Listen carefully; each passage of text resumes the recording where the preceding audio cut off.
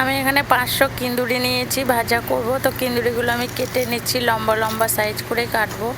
দেখুন আমি কেটে নিচ্ছি লম্বা লম্বা করে, খুব সুন্দর কচি কচি কিন্দুরি। এটা পেকে গেছে, আমি ফেলে দেবো। কিন্দুরিগুলো কত সুন্দর লম্বা লম্বা করে কেটে আমি ভাজবো। তো কিন্দুরিগুলো দেখুন আমার সব কাটা হয়ে গেছে, আমি পরিষ্কার করে জল দিয়ে এখন ধুয়ে নেব।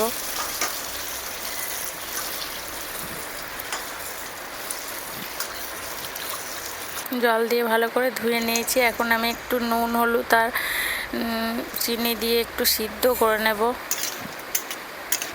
একটু ঢাকা দিয়ে সিদ্ধ করে নেব। দেখুন সিদ্ধ হয়ে গেছে, এখন আমি এটা উঠিয়ে নেব।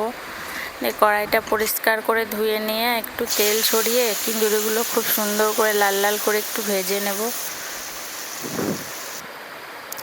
কিন্দুরিগুলো আমার খুব সুন্দর লাল লাল করে ভাজা হয়ে গেছে, আমি তুলে নিয়েছি। দেখুন ভালো লাগলে পাশে থাকবেন আর চ্যানেলটা সাবস্ক্রাইব করে রাখবেন।